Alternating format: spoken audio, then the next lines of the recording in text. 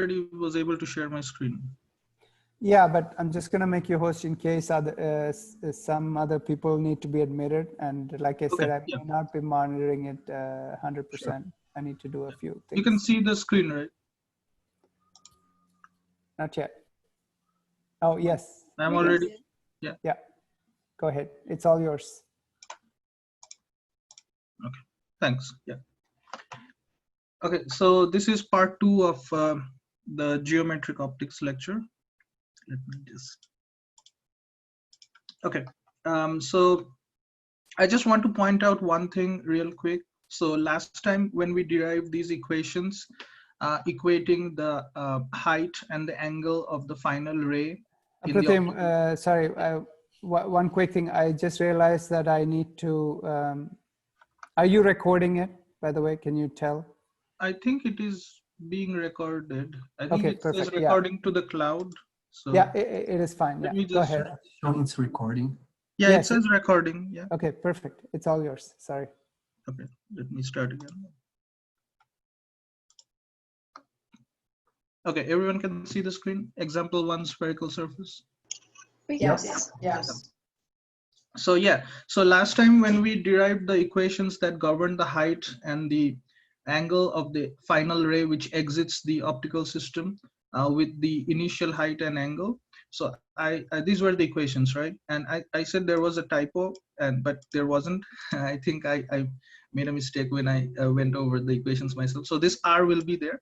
So I corrected it everywhere else in the slides that I used to derive the math.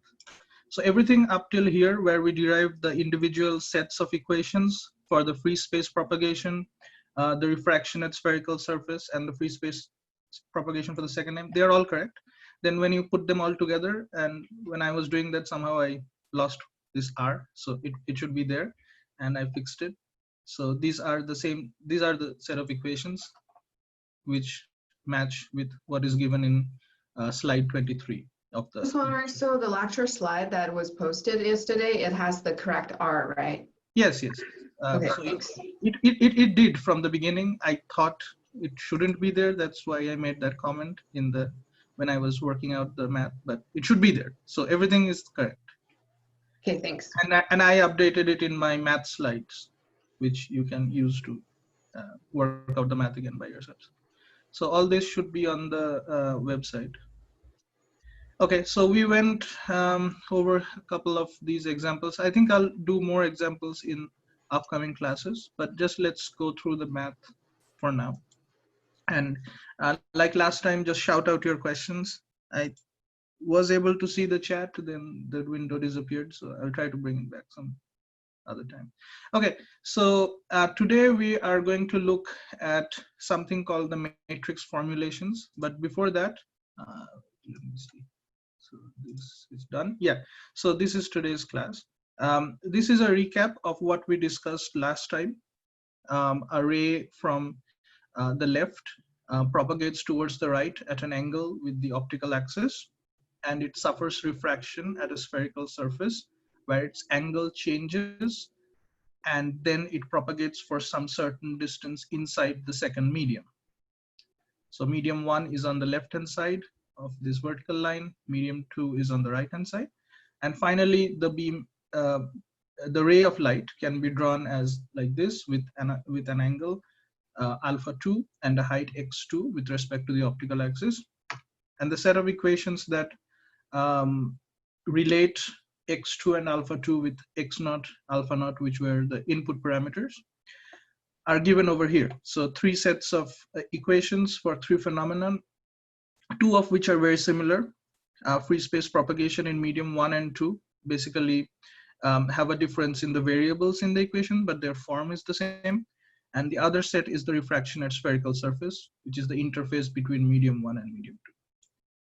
So I generalized the forms of the free space propagation equation. You can see x1 equals x0 plus alpha 0 and so on. And for the second one, it's x2 equals x1 prime and so on. So it's basically x out, the output side, equals x in plus alpha in times d, which is the distance the ray traveled basically. What it does is it changes the height when the ray is traveling at an angle, it changes the height of the ray with respect to the optical axis, but it does not change the angle. So the output and the input angles, alphas, remain the same. Obviously, if the ray was traveling parallel to the optical axis, where the alpha out equals alpha in equals 0, there wouldn't be any change in the height either, because alpha in would be 0, and it would just keep traveling parallel to the optical axis. So this is the general form of the free space propagation equation. And this is the general form of the refraction at spherical surface equation, which takes into account the refractive indices of the input and the output media, n in and n out, amongst other things such as the angles and the radius of curvature of the spherical surface. So we will remember these set of equations for this class, and we will be using them later on as well. Okay, and when you put them together, these are the final forms like we just discussed. All right, so now here's the thing, like we did go through a fair bit of complicated geometry and so on to analyze just a simple case where a ray was just suffering refraction at a spherical surface after some propagation and then propagating a little bit more. So imagine if you have a more complicated optical system where there's one lens with two surfaces which are curved, and maybe more than one lens, multiple lenses, like suppose inside a DSLR camera or your iPhone, then you wouldn't want to do that much geometry to solve the problem.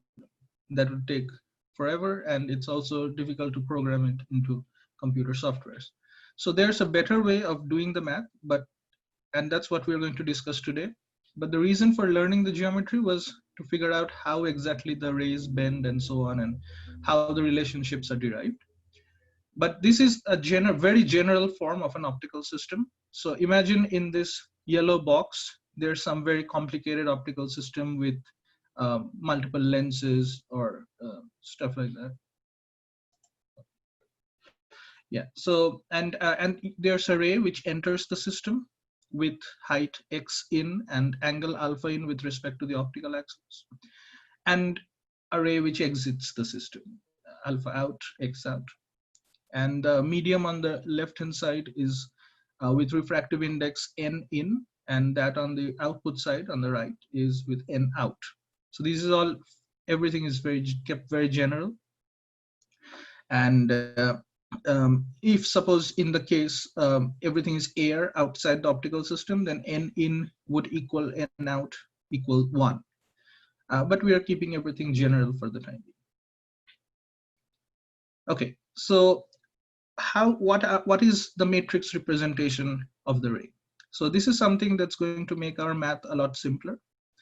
And the concept is that with respect to a reference plane or line, such as the optical axis, a ray of light can be very simply defined using two coordinates.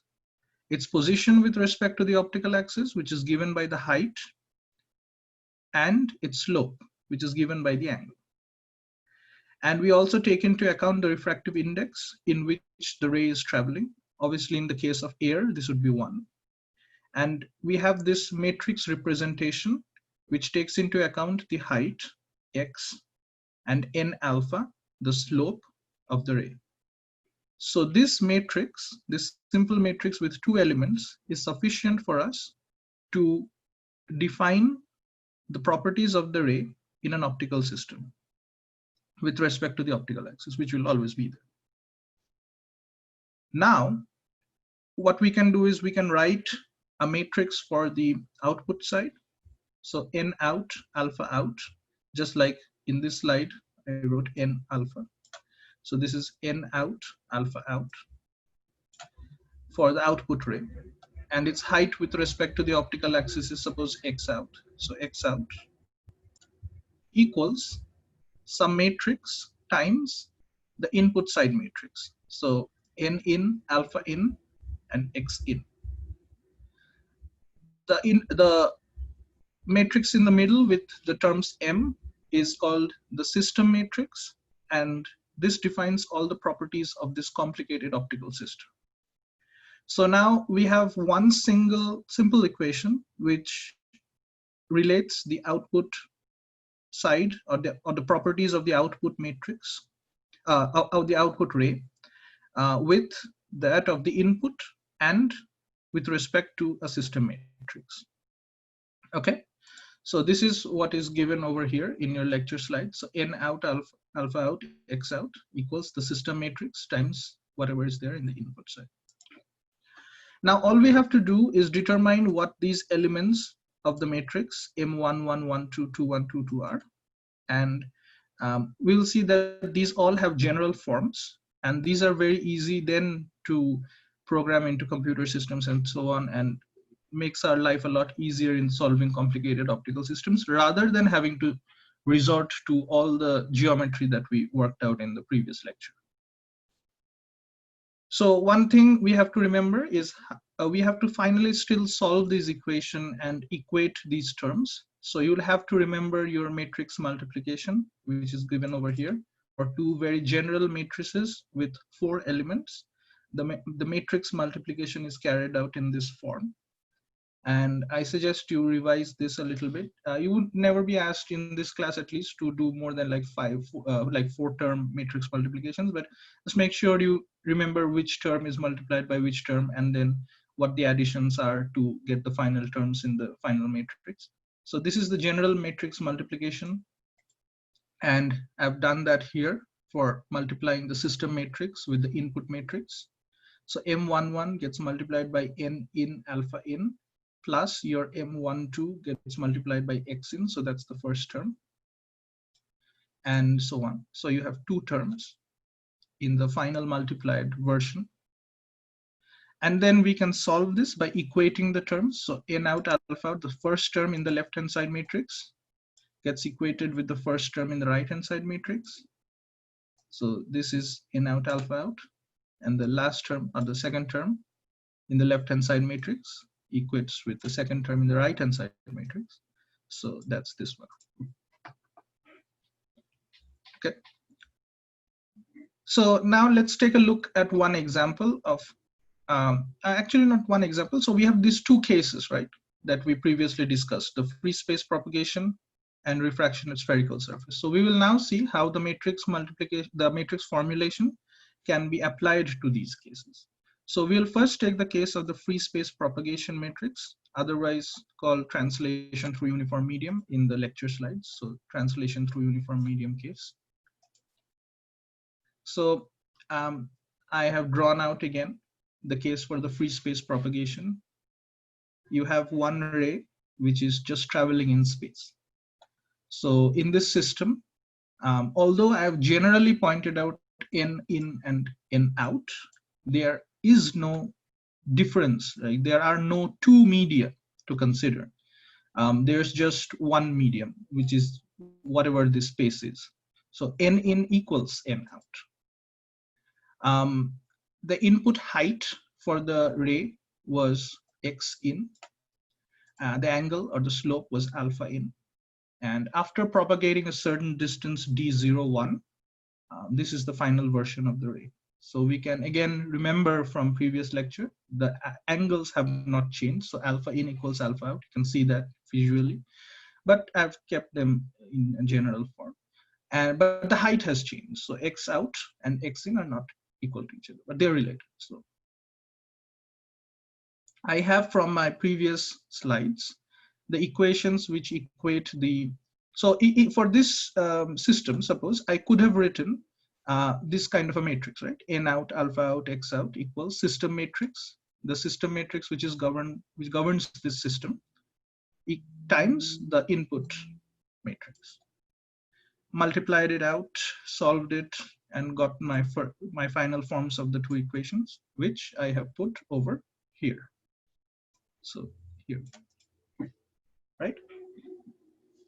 Now what we will do is, why we are doing this exercise is because we want to figure out what the values of these coefficients are. What is M11, what is M12, 21, 22, and so on. So in this case, remember, alpha out equals alpha in. So I've put that here. X out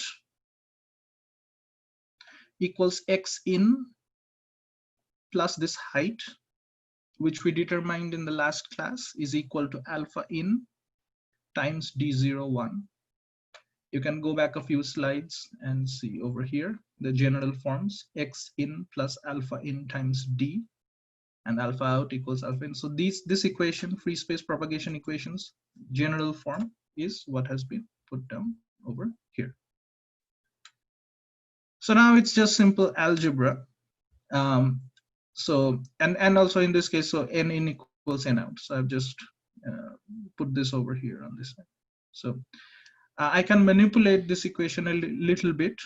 So the first equation that I have, I can manipulate it by putting in an extra x in multiplied by 0. So look at this equation. So your alpha in is basically n in times alpha in times 1 plus 0 times x in equals this first equation, right? So I've put that over here. And the second equation has also been manipulated and put down over here, this one. So I'm basically equating the x out with this x out, and the alpha out with this alpha out, right?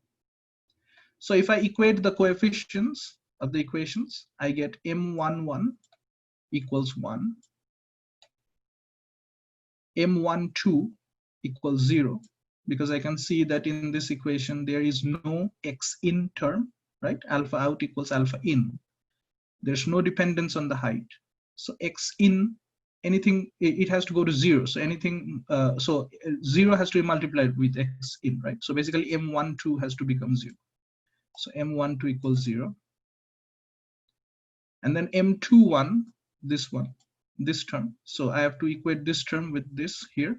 So alpha in, alpha in. So m12 basically becomes d01 over n in, right? So m12 is d01 over n in, to make this term same with this term. So it's d01 over n in. And m22, again, I have an x in term. I have an x in multiplied by m22.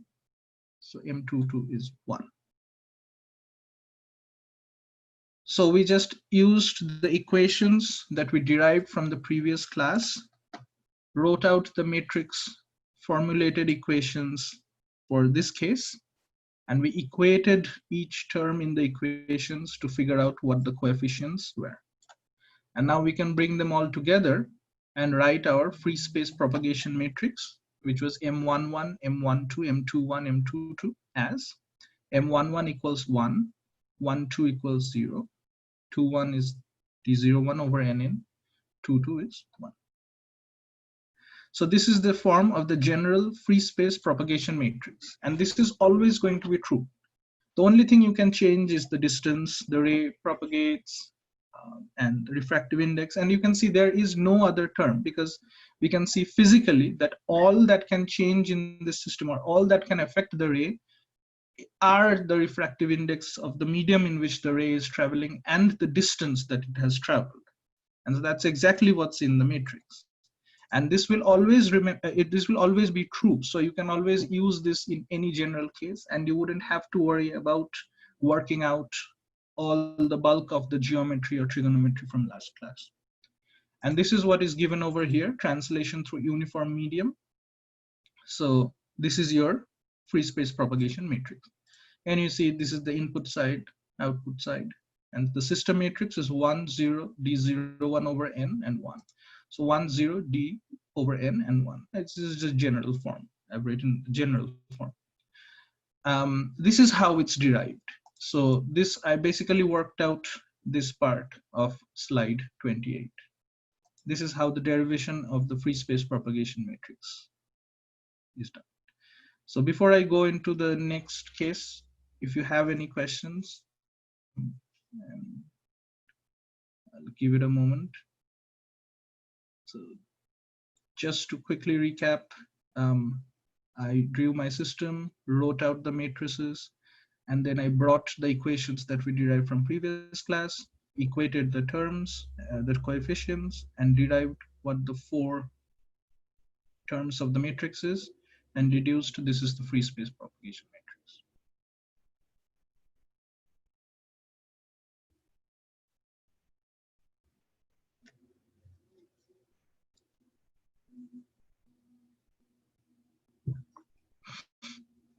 Okay, so let me go forward then. So the second case is the refraction at spherical surface. So again, these are the only two phenomenon that we have to worry about, right? The second one, the refraction at spherical surface. So any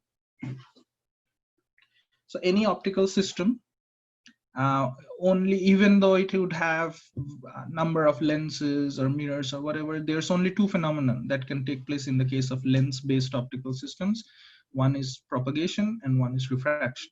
So there are just two matrices that we have to determine. One we already did, the second one we are going to work out now, and we will see that these two would be very important tools that are going to help us solve complicated systems later on. So the refraction at spherical surface matrix. So I've drawn out the case over here, similar to what we discussed last time. So the ray enters the optical system here, or whatever is the medium through which it's getting refracted, and its angle changes. So remember this propagation, there's no propagation here. I've just drawn this ray out so that we can point out the angles and everything. But basically, we are just concerned with the ray entering here and just when its angle has changed. Then all the propagation before the refraction, that is in the left-hand side medium, and the propagation in the right-hand side medium, will be taken care of by the free space propagation matrix that we just discussed. So we are just considering the fact of refraction at this interface, and we're going to concentrate on this point for this discussion. So remember, the height does not change. X in equals X out, no propagation. Only refraction at interface is what we're going to focus on. So alpha in and alpha out are not equal. Alpha out is related to alpha in by some certain way. And the two refractive indices on two sides are different in this case. So N in and N out. So imagine the ray going from air to water or glass to air,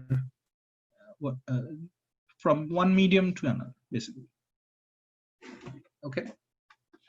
So I can write my equations from the matrix formulations again. To begin with, I would write out this form. So N out, alpha out, X out, the output matrix equals a system matrix for this system times the input matrix. And then I'm going to figure out what these four terms are going to be. So I've written out those and then done the multiplication and written out the final forms of the equations here and here. Okay.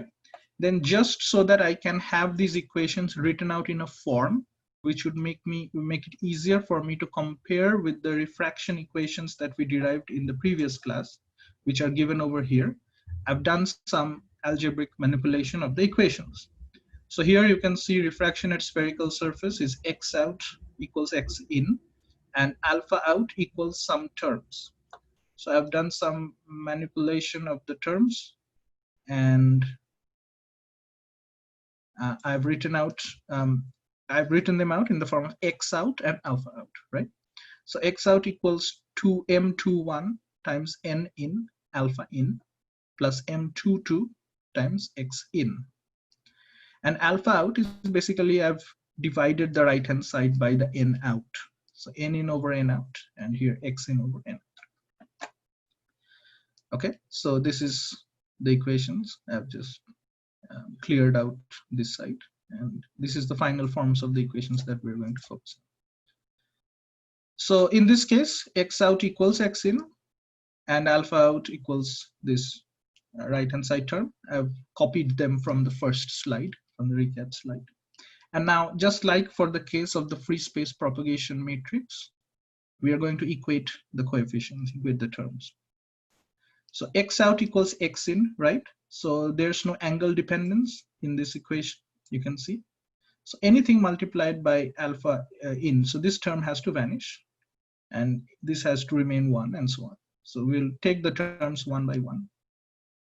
So equating the coefficients,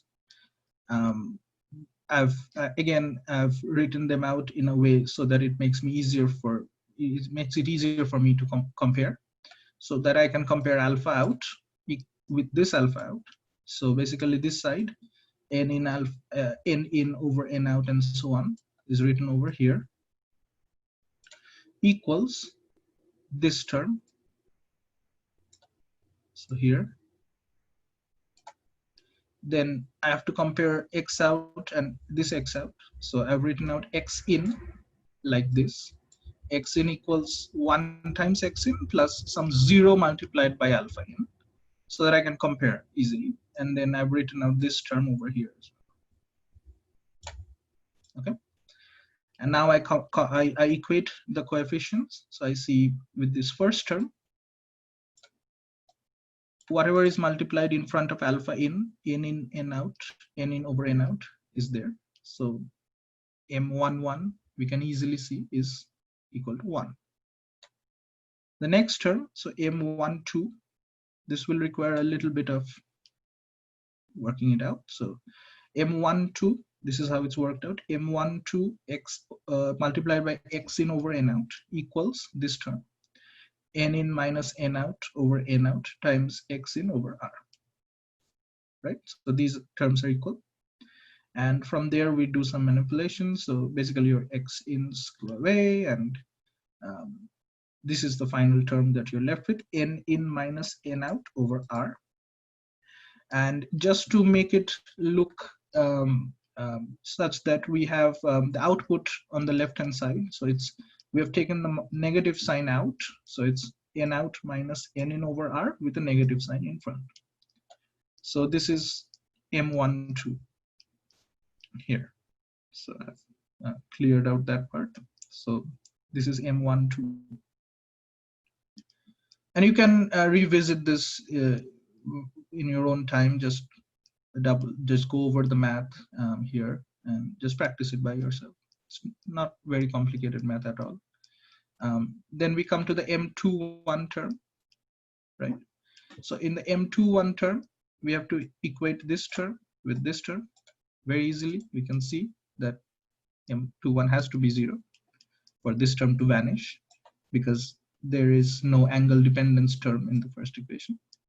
So m21 becomes 0 and m22 becomes 1, because x in equals x out and x in on this side, right? And putting them together, this is the refraction at spherical surface matrix. So m11 is 1, m12 is this term minus n out minus n in over r, m21 is 0, m22 is 1. Okay, so this is the term which is given over here. So let's compare 1, 0, and 1. So 1, 0, and 1. And this large term is your output side minus input side over r with a negative sign. So output side n prime minus your input side over r with a negative sign in front.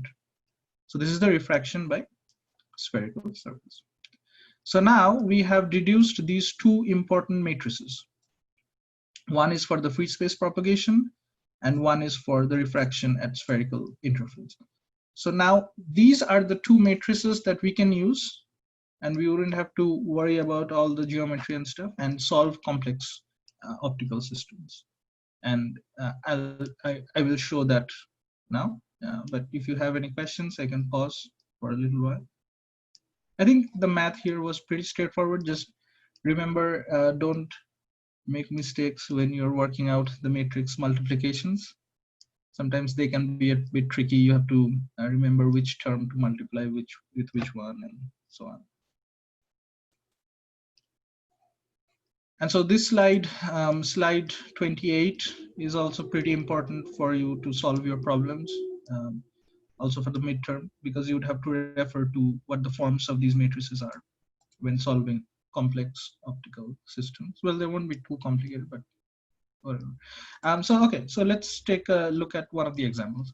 The exactly same example that we solved last time, right? And it took us a really long time to figure out what the solution to that problem was. We had to draw a bunch of angles and use an arc length relationship, alternate angles, opposite angles, all that stuff took us like 40 minutes to solve that. So in this case, we are going to actually solve the same problem but using the matrix formulations, and see how it will make our life a lot easier. So slide number 29 in the lecture slides, example of spherical surface. Same example here in slide 20 with all these big equations and so on, and all the math that I worked out. But this time with matrix formulations.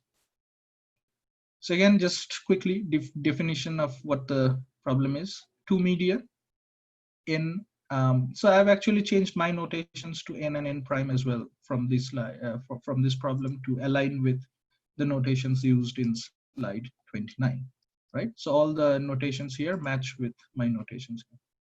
So medium on the left has refractive index n, medium on the right has refractive index n prime. The input ray has an angle alpha naught and a height x naught with the optical axis. And the very final ray, which is out of the system, has the slope as alpha 2 and height x2 with the optical axis. But before the ray goes from this point to this point, it goes through free space propagation or translation through uniform medium 1. Then it comes up to here. Its height changes to x1. It suffers refraction at the spherical surface, which doesn't change its height, but changes its angle. So alpha 1, so dotted line is what the ray would have traveled if this interface or the second medium was not there. And the solid line is what happens to the ray. So the angle becomes smaller. It bends toward the normal. Assume, of course, n2 is n prime is greater than n. For this case, if it was the opposite, it would bend the other way, right? So in this case, suppose it's going from air to glass or air to water and so on, from a rarer to a denser medium, basically. So angle changes, height remains the same. So x1 equals x1 prime, and then it propagates for some distance more inside the medium 2, and that does not change its angle. So alpha 2 equals alpha 1 prime, but changes its height, right? Same as the previous case when we solved this. I've drawn up the radius and pointed out the center of the spherical surface. So again, these are paraxial approximation, rays traveling at angles very small with respect to the optical axis, and we have zoomed in to one point of the large sphere, large spherical surface. So it's been approximated in the form of a straight line. This is considering this is a large spherical surface from last time. So this time we are not going to do any geometry, just not worry about what the ray is doing and just use the matrix formulations and see if it works. And remember, for the matrix formulations, when you have to use that, always remember, this is the very important thing. You have to write the matrices from the output side to the input side. If you forget this order, which happens a lot, and I have also done this a lot, you wouldn't get the final answer, which is correct, because the terms would get, the orders would be reversed. So your multiplications would give you different results than what would be the correct version. So remember, from output side to input side, which means that we have to go from right-hand side to left-hand side if the ray is traveling from left to right. Okay, so I'll explain what that means. So first I write the output matrix. So output, so remember, n out alpha out, in this case n out is n prime, right? N prime times alpha out is alpha 2, so alpha 2, and the height is x2. So x2 equals some large system matrix, m1, m2, whatever, times the input. So n naught alpha naught, sorry, n and alpha naught and x naught. Now the matrix inside this optical system would be a combination, or basically a multiplication, mathematically speaking, a multiplication of 3 smaller matrices written for 3 individual phenomenon that's taking place. First free space propagation, then refraction, and then free space propagation, right? So if we combine the 3 phenomenon, what we would be left with is the system matrix of this optical system. And we have to write out these individual matrices from output side to input side. So first we will, so going from right to left, from output side to input side, we'll first write out the free space propagation matrix for medium 2. So free space propagation in medium 2. That means propagation over distance d12 is the first matrix which is written. Next we have the refraction at spherical surface, right? Going from right to left. So refraction at spherical surface. Then we have the last one, free space propagation in medium 1. So free space propagation in medium 1. And finally, what's the last thing on the left hand side? The input. So this is the input matrix, right? So output, going from output to input, right? From output side to input side. So output side is the first term, equals free space propagation in medium 2, refraction in medium, then free space propagation in medium 1, and finally the input. So this is the order. Remember not to forget this order in which the matrices are supposed to be written. Right? Very common thing to do is what many people do is write the output and then just write the matrices like free space in medium 1, then refraction, then medium 2, and then multiply with the input. Oh, so you will not get the correct answer in that case. Okay, so we have our general forms of free space propagation matrix over here as we derived previously, and refraction at spherical surface matrix as we derived in the previous slide over here. And now we'll just replace the terms in these matrices based on each special case. So these are the general terms, remember. So yeah, okay. So what I've done is I've written the output matrix here. Input matrix remains the same here. And then I have changed the terms, plugged in the terms from these general forms, right? So first we have to look at free space propagation in medium 2. So I'll just pick this matrix. So remember again, I said this slide is pretty important for problem solving. So if you just have this slide and nothing else, you can solve all the problems. So just look at the translation through uniform medium matrix, or what has been summarized over here. So in this case, the medium has refractive index n prime and the distance is d12. So I'll basically replace n by n prime and d by d12 and write it out over here. So 1, 0, and 1 remain the same, and d over n becomes d12 over n prime. For the refraction at spherical surface interface, I'll do the same thing. So n out in this case is n prime, right? Out means the medium in which the ray is going into. And input side, in this case, n in is n, r is r. So I'll just replace those. So 1, 0, and 1 remain the same, 1, 0, and 1, minus, it would be n prime minus n over r, n prime minus n over r. And again, free space propagation in medium 1. So this is same as this one, except for in this case, the distance is d01 and the refractive index is n. So it's d01 and n. And that's it.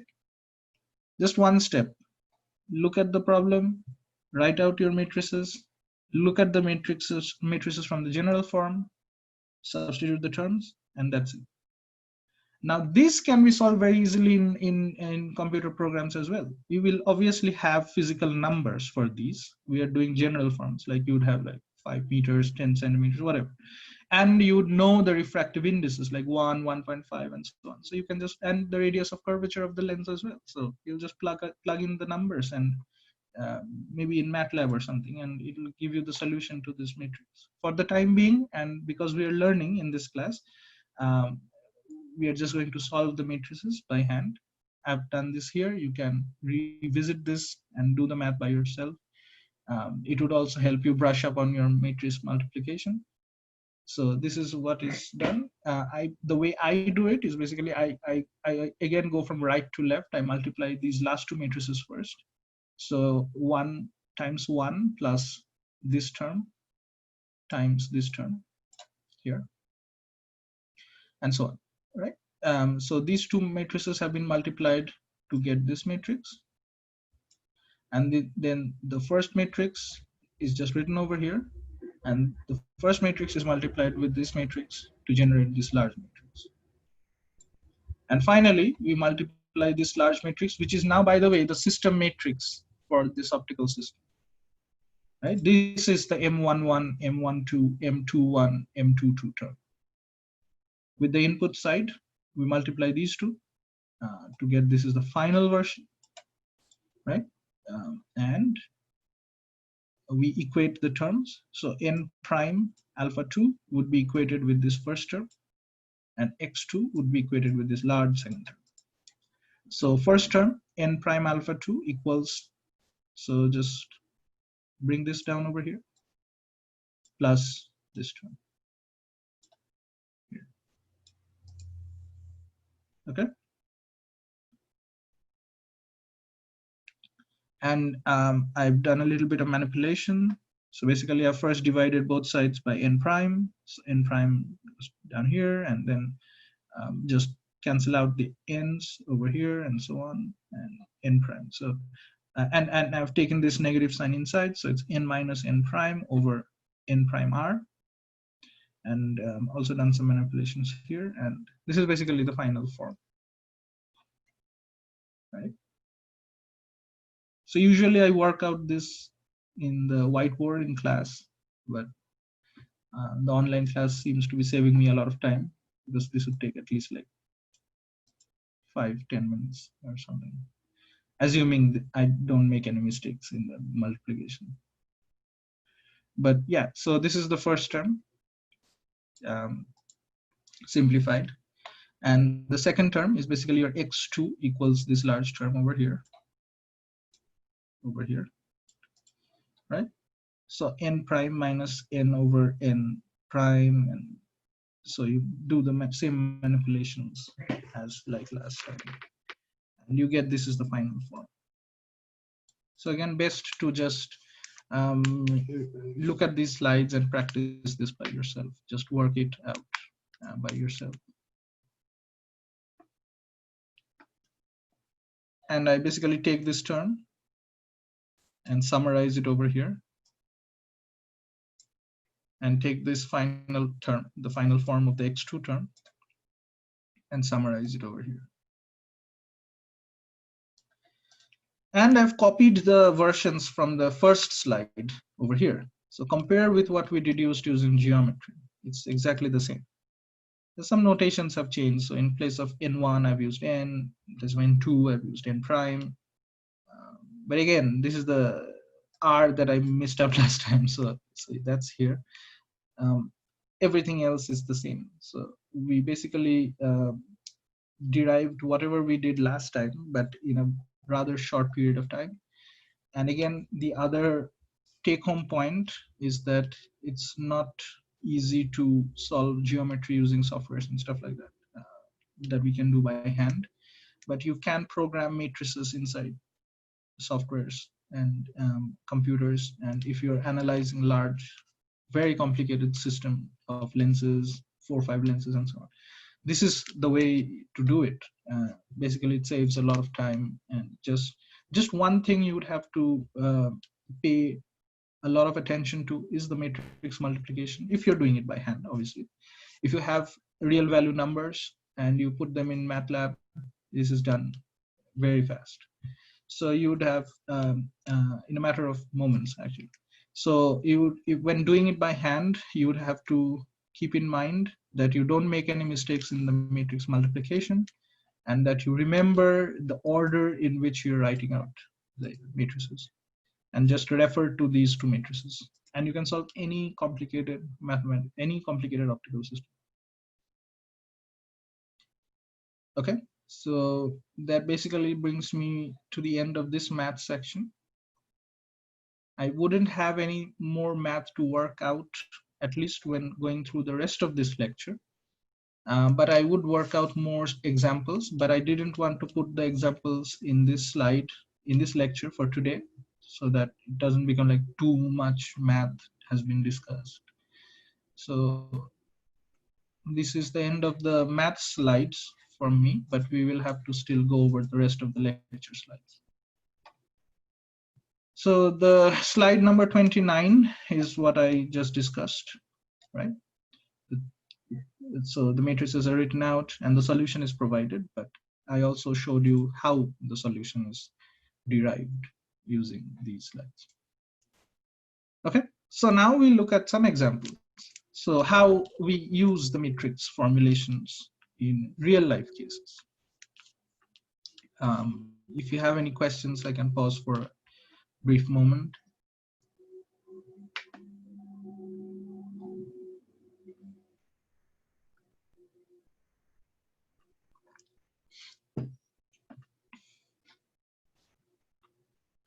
Okay, so then going forward, one example is that of the thin lens.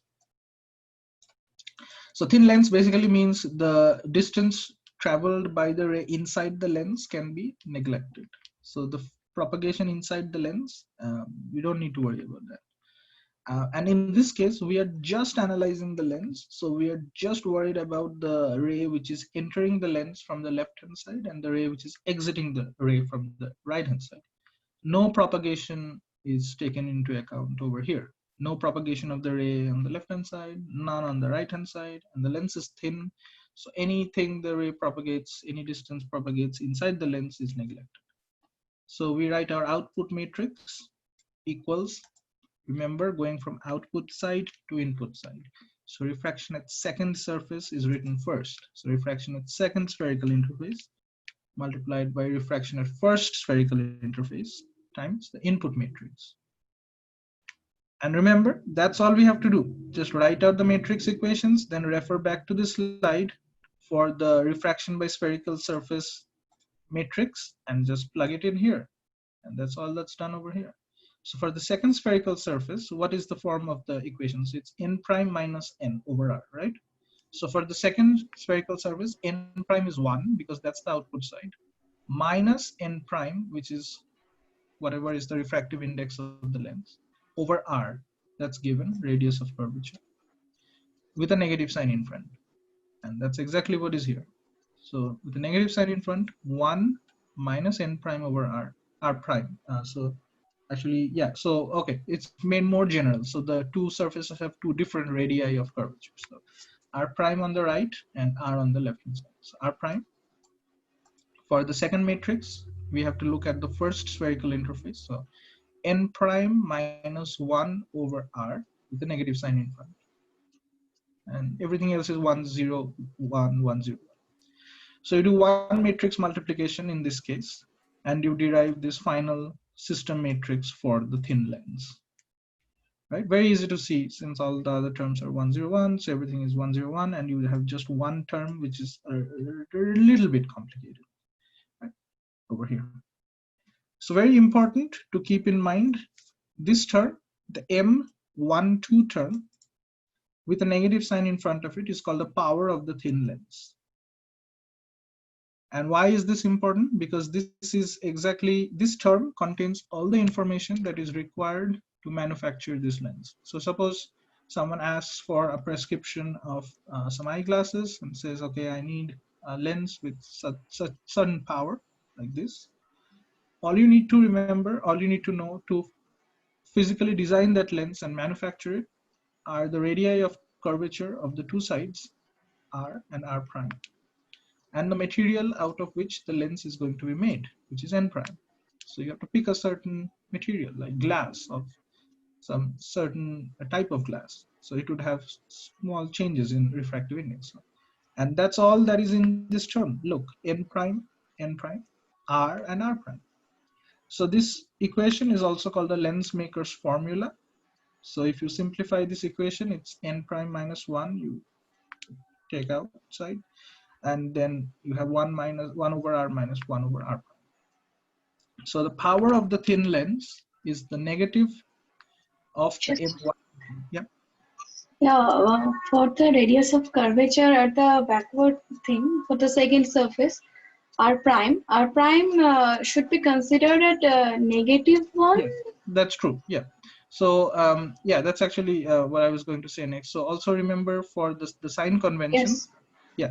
So when you plug in the final values, that's where you take care of the sign. So yeah, very good question. Okay, thank you. Yeah. So few things we have to keep in mind when solving these problems, other than this slide, is basically this slide, sign conventions. So these slides, number 24, number 28, very important to keep in mind. So basically a combination of these two slides should give you the correct answer to the problem. Right? So in this case, I've just written the general form. So this can also be, could have been curved the other way. I mean, this could, so this looks convex. It could have been curved like a concave surface. So then you would have to use a different sign for that, whatever is there in the sign conventions. Right? So yeah. Okay, so power of the surfaces, positive power bends rays inwards. So if you have a plano convex lens, which means one surface is straight surface, plane surface, and the other surface is curved, plano convex lens, the rays traveling parallel to the optical axis will bend inward. Biconvex lens, same thing. Negative power means the rays traveling parallel to the optical axis will bend outward.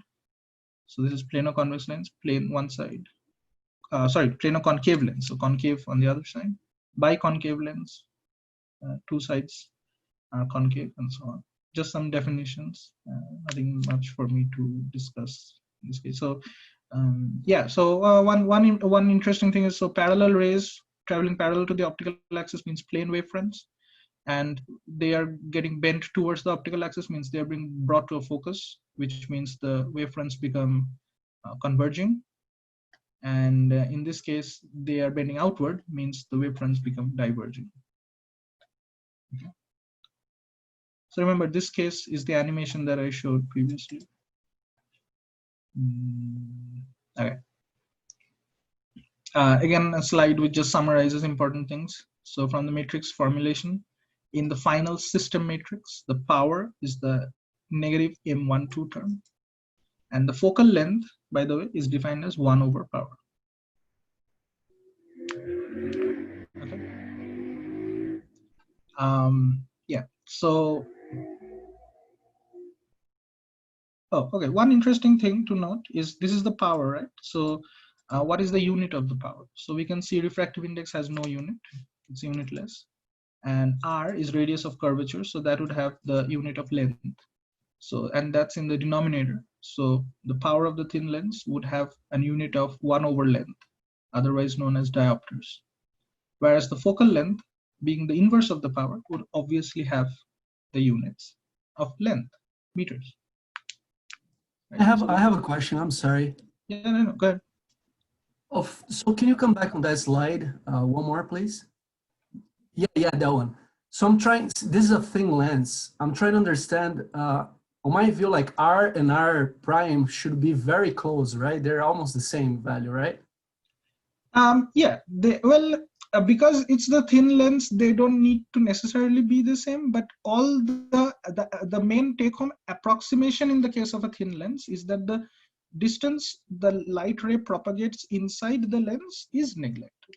So obviously we'll see that in real life cases, we don't usually work with thin lenses, and there would be a certain distance that the ray would have to travel inside the lens, and we would have to take that into account. But this is like a special case of a general lens. A general lens would have refraction at the left-hand surface, then some propagation inside the lens, and then refraction at the right-hand surface. But in this case, if you make a special case where the lens, you just squeeze down the center of the lens so that there is no propagation, this is the case. Let's just say. So it doesn't necessarily need to be, but yes, you're right that they have to be very close to each other. But this is the general form, let's say. Obviously, if these, yeah. Okay. Understood. Thank you very much. Yeah. Okay, so this is the, so next we go on to a couple of more definitions. So more, a bunch of slides next are just definitions. So thick lens, this is actually, so what you asked, this is the more realistic case. So a thick lens, which means two curved surfaces with some distance that the ray has to travel inside the lens. You can also think of this as a complicated multiple lens system, suppose inside. So there would be many places where the ray would refract and then travel some distance and refract. In the case of a thick lens, there is just one lens here. But if this is complicated, So we have to take into account, like, where do we, if we treat this as a black box, right? And where do we treat, what planes do we look at for the final refractions and so on? So we define some certain points and planes with respect to the complex lens system, which is the second focal plane, the first focal plane. So second focal plane means basically if you have parallel rays going in, the point at which all the rays come to a focus on the optical axis is defined as the second focal plane. The first focal plane is if you have a point source on the optical axis, the distance of the point source that it has to be placed away from the first surface so that the output rays become parallel is called the first focal plane. And the second principal plane is like an equivalent plane, which we can mathematically deduce as a plane from which the refraction can be considered to be the last refraction from the optical system, which bends all the rays to one point. So obviously, if this is a complicated 4 or 5 lens systems, there isn't one plane from which it just refracts and then goes out. There's going to be many refractions, then some propagation, refraction, propagation, refraction. But this is an equivalent version of the system so that we can analyze it in a simple manner. So just remember some definitions. Second principal plane is the last plane from which the parallel rays are assumed to refract toward the optical axis. First principal plane is the opposite. Basically, these are just reversed and so on. And using those equations, we can define some focal lengths. So the front focal length is the distance of the first focal plane from the first surface. But you can see, since this is a thick lens, there is some more distance that you have to travel to reach the first principal plane. So if you add that distance, this entire distance is called the effective focal length. The same for the back focal plane. From the interface to the second focal plane is the back focal plane, and if you add the thickness or the distance, extra distance, is called effective focal. Okay. And the significance, yeah, like I said, the significance of principal planes is if you have a complex optical system, you cannot talk about all these different planes at which refraction happen and so on. So the second principal plane, you can treat it as whatever be the refraction inside. This is the last plane from which the rays will bend toward the optical axis. And the reverse is true for the first principal plane. These are just some definitions that we should keep in mind, not terribly important for this class or problems that we would be solving here. Okay, one more sort of a more realistic example of the thick lens. So basically, this is the more general form. You have two surfaces with certain distance in between them. So the ray travels from left to right. It hits the first curved surface, travels a certain distance inside the lens, then refracts out from the interface between the lens and the outside material. So the thin lens case was basically just shrinking down D1 to a negligible value. So same as last time, these two, you go from output to input. So you write your output matrix equals your refraction at second surface matrix is written first. Then propagation inside the lens is written here. And then refraction at first surface is written over here, right? Just refer to the slides. Same, translation through uniform medium, refraction by spherical surface, just bring them down over here and substitute them. So imagine this would have taken you much longer to solve by doing geometry and stuff like that. So everything else, just tally all the whatever n1, the output is n prime, and so on. You could have added some free space propagation outside, but that doesn't really matter for analyzing just the lens. So we are just considering the fact where the lens is entering, the ray is entering the lens and the ray is exiting the lens. So refraction, propagation, refraction, written in the matrix form as refraction from the second surface, propagation, then refraction from the first. So you do the matrix multiplication, and maybe you can do this as homework. I'll also try to maybe do this and add to the slides, like do all the multiplications so that you get some practice. So again, I usually do the second matrix multiply this last two matrices first, and then I multiply the first one with that, and so on. So you get this entire large matrix.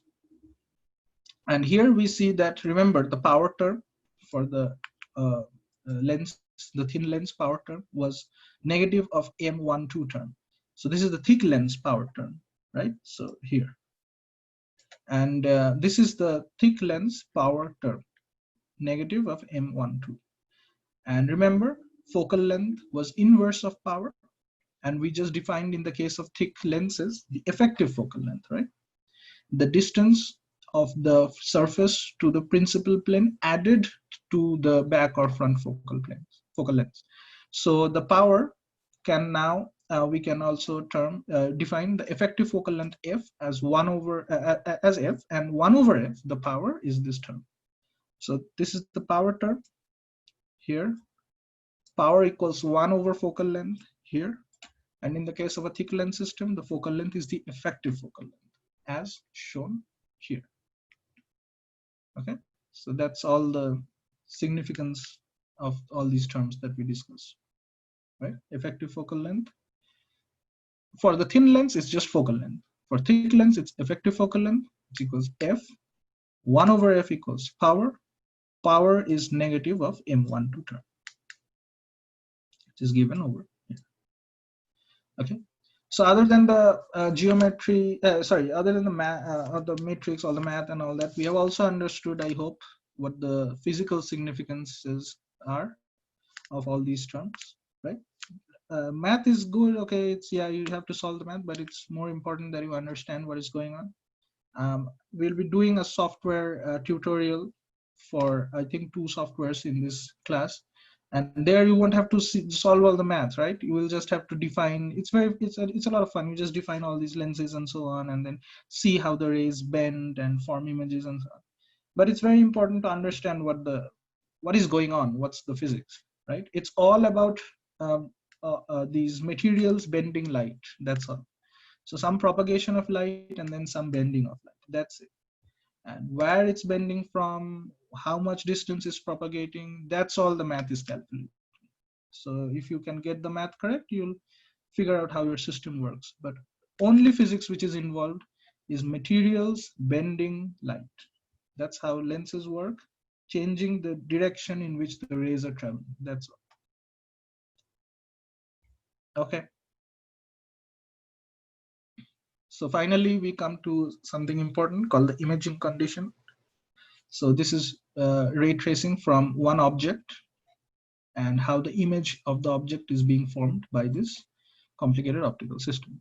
So now see, since we have defined all the principal planes and all these things, we don't even need to draw the optical system, right? I mean, it can be one lens, one thick lens, thin lens, collection of thin lenses, collection of thick lenses, whatever. All we have to remember is that there is a principal plane, which is the first principal plane. There is another principal plane called the second principal plane. The first principal plane is where the parallel rays travel through and the point source rays become parallel. And the second principal plane is where the parallel rays bend and these parallel rays travel through.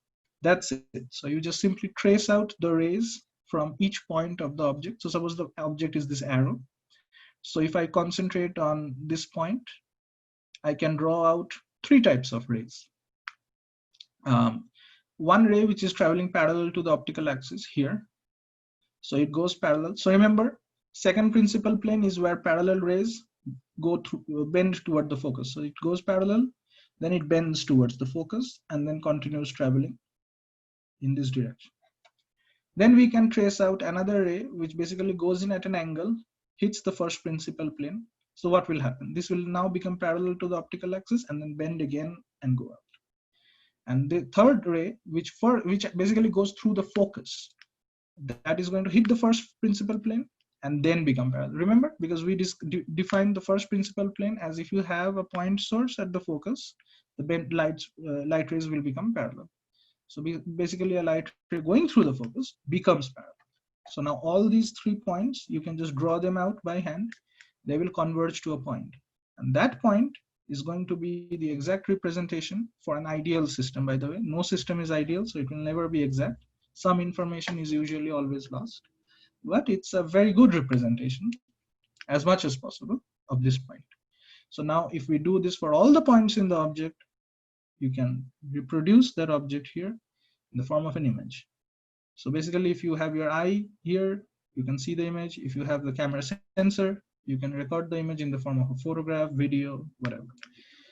So this is how the world of photography works. This entire region over here, which has not been drawn, would have all your lenses and everything. And this region where the image is would have your sensor. The outside world is here, and you were able to replicate the entire outside world on your sensor. So remember, one important point to notice is that the image is flipped. The object is, so this is upright, right? The arrow is pointing up. With respect to the optical axis, the image is flipped. It's pointing downward. That is the true for all optical systems, including the human eye. So the image formed by the human eye on the retina is actually upside down, and your brain takes into account all the information that it gets from other sense organs and flips it right side up, basically. And the same case for sensors. All camera sensors record images upside down. And then your software basically turns it right way up and you can see it on the phone, like that. Because this is how exactly the physics works. So that's it. So, and I think this is something we also did when we were in high school, but this is the more in-depth study of how the imaging works. So if I analyze this system, I would have propagation first, then interaction with the system, and propagation again. So that would be some complicated matrices here, but we have simplified the matrix to assume that this is a system which has a certain power, right? A collection of lenses would have a certain power. Each lens has a certain power. So if you combine lenses, there will be a final equivalent power for the optical system. So if we term that as P, we can write that as the system matrix, right? Remember, we said for an optical system, the system matrix is 1, 0, and 1 are the terms, and then negative M12 is the power. So that's all we have written. And in analyzing this, we have written the system matrix. So remember, your output matrix equals system matrix times input matrix. So system matrix equals going from output to input. So first, propagation in n prime medium. So 1, 0. The distance propagated is s prime, so s prime over n prime and 1. Then the optical system matrix written in the form of 1, 0, 1 and minus power, or the minus power term. And then 1, again, same for this side. So 1, 0, s over n and 1.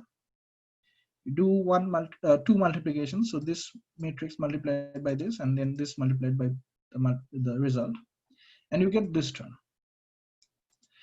Oops. No, what I keep clicking. What is that? I have to fix this. Anyway, so these are the 4 terms. Why is this term important? So what we are trying to learn in this slide is the imaging condition. That is, our problem is what has to happen for this image to form, right?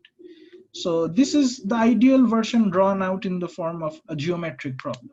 But in real life, you need to know what these distances are. S, S prime, how are they related? With the one property of the optical system. What is that property? The power or the focal length. How are they related?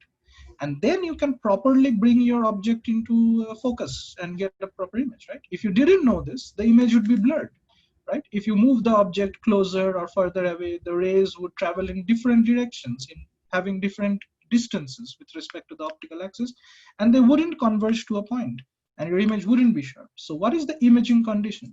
What do we need to do to get a proper image? So we have this term, right? And what we see is, this is what the equation looks like. The output matrix equals the system matrix times the input matrix.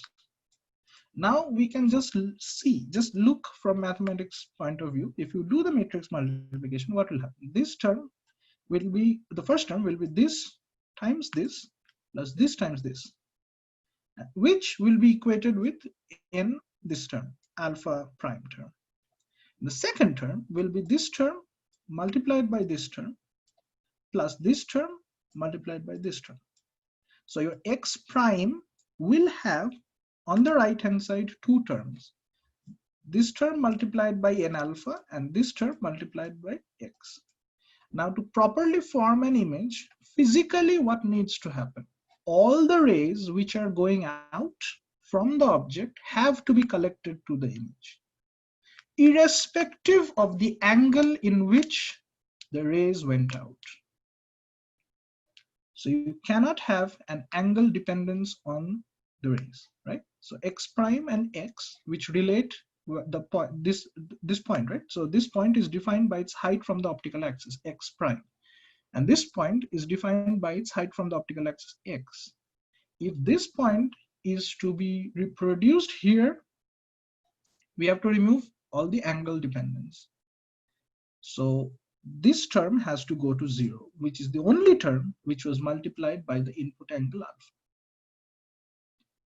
Maybe I can actually put one extra slide at the end of the math slide which solves this problem, and maybe it will be more helpful. But basically, if you put this equals 0,